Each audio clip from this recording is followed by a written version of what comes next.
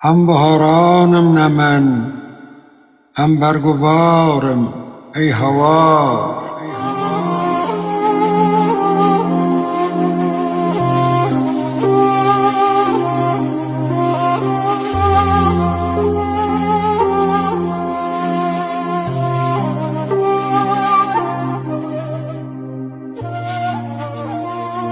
هم بهارانم نه من، هم برگ و بارم ای هوا.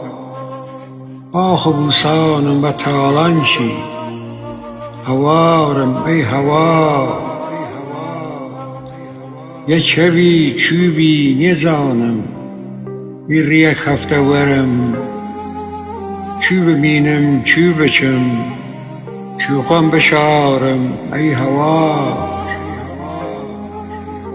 کوس کفتی رنج بیور لی سرانه پیریه، هم اسیر ناکسم هم درد جارم ای هوا. یه گلاری جان عمره هیرو رو خم، روی تو بیبر سینه سزیاجی چنارم ای هوا. چار ناچارم یسه هر خم کتل کو خم بکم، خم و خم کردم و کرده خم دوچارم ای هوا. هرچمانی کتله دوزخ هناسم دوکله، هرچمانی کتله دوزخ هناسم دوکله. تا و کیل تا و دل آگر بوارم ای هوا. با خوانی کردنم جو آویاری درگه، زوخا و نصیبم هرچه کارم ای هوا. شوننونم لی برهوته اجل گم کردیه، شوننونم لی برهوته اجل گم کردیه.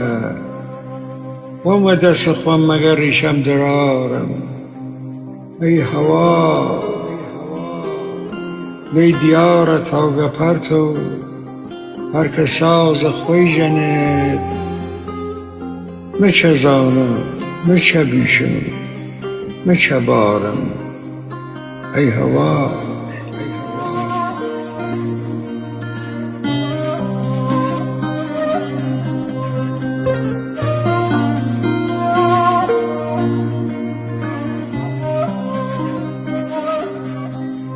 امروز روز 6 مهر ماه سال 1399 هست و من هم همین امروز وارد آستان 90 سالگی شدم.